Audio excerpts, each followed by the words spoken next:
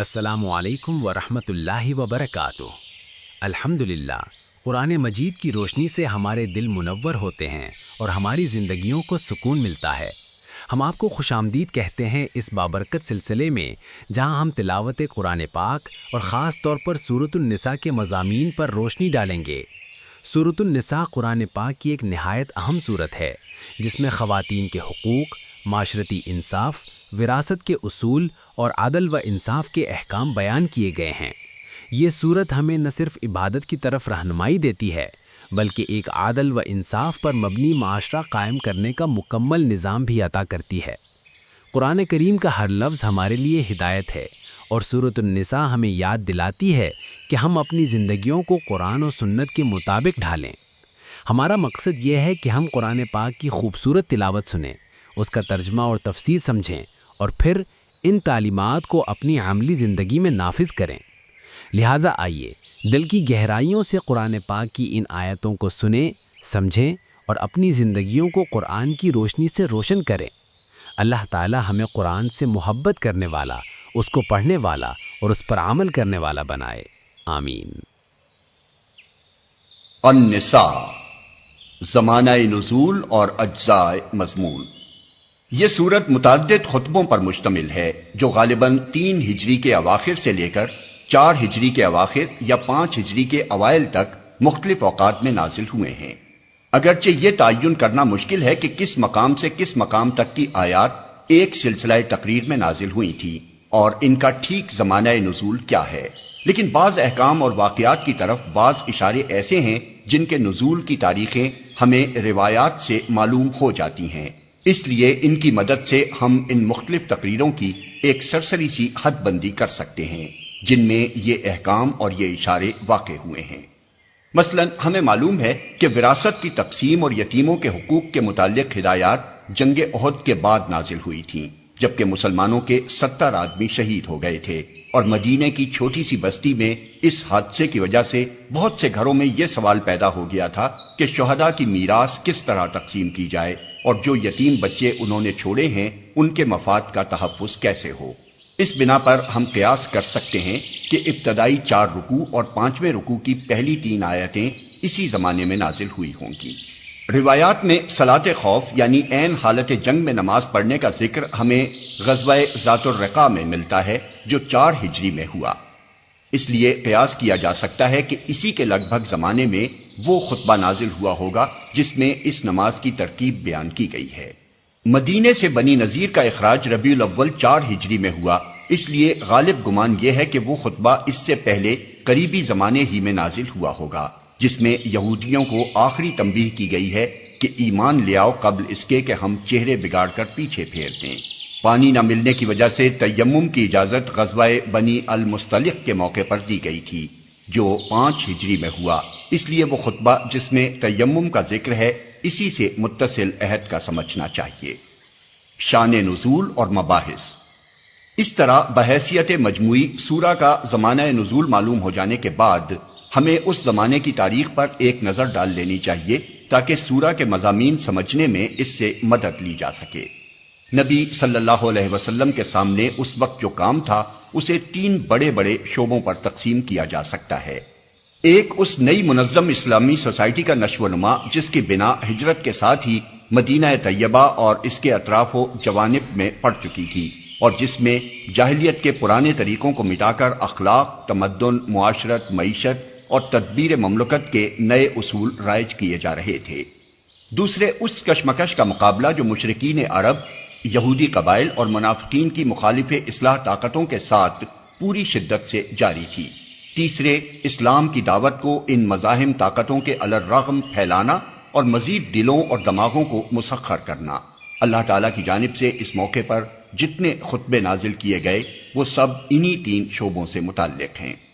اسلامی سوسائٹی کی تنظیم کے لیے سورہ بقرہ میں جو ہدایات دی گئی تھیں، اب یہ سوسائٹی ان سے زائد ہدایات کی طالب تھی، اس لیے سورہ نساء کے ان خطبوں میں زیادہ تفصیل کے ساتھ بتایا گیا کہ مسلمان اپنی اجتماعی زندگی کو اسلام کے طریق پر کس طرح درست کریں۔ خاندان کی تنظیم کے اصول بتائے گئے، نکاح پر پابندیاں عائد کی گئیں، معاشرت میں عورت اور مرد کے تعلقات کی حد بندی کی گئی، یتیموں کے حقوق معین کیے گئے، وراثت کی تقسیم کا ضابطہ مقرر کیا گیا، معاشی معاملات کی درستی کے متعلق ہدایات دی گئیں، خانگی جھگڑوں کی اصلاح کا طریقہ سکھایا گیا، تعزیری قانون کی بنا ڈالی گئی، شراب نوشی پر پابندی عائد کی گئی، طہارت و پاکیزگی کے احکام دیے گئے۔ مسلمانوں کو بتایا گیا کہ ایک صالح انسان کا طرز عمل خدا اور بندوں کے ساتھ کیسا ہونا چاہیے۔ مسلمانوں کے اندر جماعتی نظم و ضبط قائم کرنے کے متعلق ہدایات دی گئیں۔ اہل کتاب کے اخلاقی و مذہبی رویے پر تبصرہ کر کے مسلمانوں کو متنبہ کیا گیا کہ اپنی ان پیشرو امتوں کے نقش قدم پر چلنے سے پرہیز کریں۔ منافقین کے طرز عمل پر تنقید کر کے سچی ایمانداری کے مقتضیات واضح کیے گئے اور ایمان و نفاق کے امتیازی اوصاف کو بالکل نمایاں کر کے رکھ دیا گیا۔ مخالف اصلاح طاقتوں سے جو کشمکش برپا تھی، اس نے جنگ احد کے بعد زیادہ نازک صورت اختیار کر لی تھی۔ احد کی شکست نے اطراف و نواح کے مشرک قبائل، یہودی ہمسایوں اور گھر کے منافقوں کی ہمتیں بہت بڑھا دی تھیں اور مسلمان ہر طرف سے خطرات میں گر گئے تھے۔ ان حالات میں اللہ تعالیٰ نے ایک طرف پرجوش خطبوں کے ذریعے سے مسلمانوں کو مقابلے کے لیے ابھارا اور دوسری طرف جنگی حالات میں کام کرنے کے لیے انہیں مختلف ضروری ہدایات دیں۔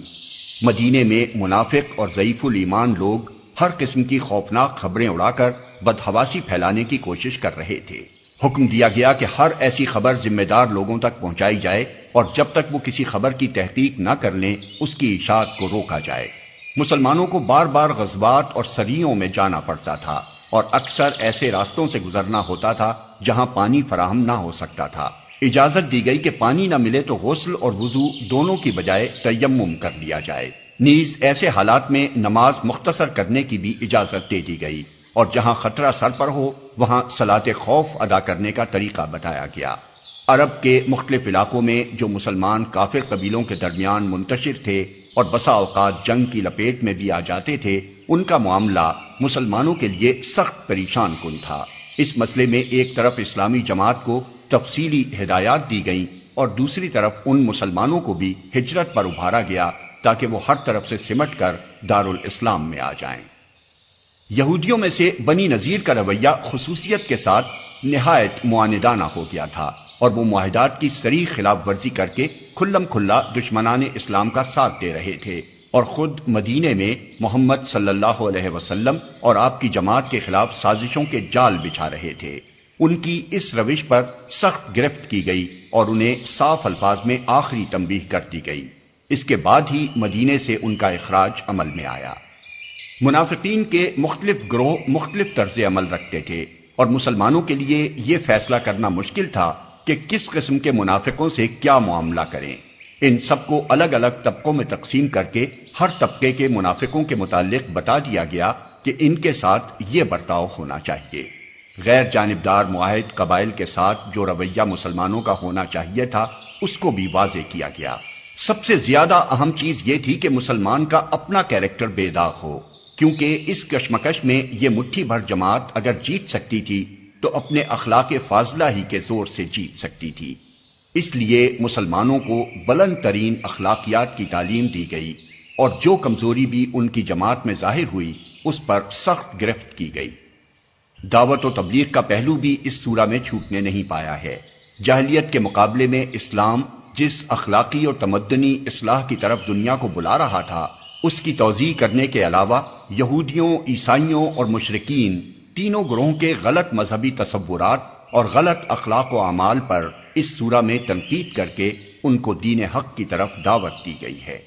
الحمدللہ، آپ نے سورۃ النساء کی تلاوت اور اس کا پیغام سنا۔ قرآن پاک کا ہر لفظ ہدایت کا چراغ ہے اور خاص طور پر سورۃ النساء ہمیں عدل و انصاف، ایمان اور خواتین و یتیموں کے حقوق کی یاد دہانی کرواتی ہے۔ ہماری دعا ہے کہ اللہ تعالی ہمیں قرآن پاک کو سمجھنے، اس پر عمل کرنے اور اس کی روشنی میں اپنی زندگیوں کو سنوارنے کی توفیق عطا فرمائے۔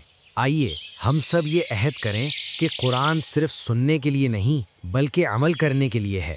اگر آپ کو یہ ویڈیو پسند آئی ہو تو چینل کو سبسکرائب کریں، ویڈیو کو لائک اور شیئر کریں تاکہ یہ نیکی کا پیغام زیادہ سے زیادہ لوگوں تک پہنچ سکے۔ آخر میں اللہ تعالیٰ سے دعا ہے کہ وہ ہمیں قرآن کے ساتھ مضبوط تعلق عطا فرمائے۔ ہمیں اپنی رحمتوں سے نوازے اور روز محشر قرآن کو ہمارا شفیع بنائے۔ آمین یا رب العالمین۔ والسلام علیکم ورحمۃ اللہ وبرکاتہ۔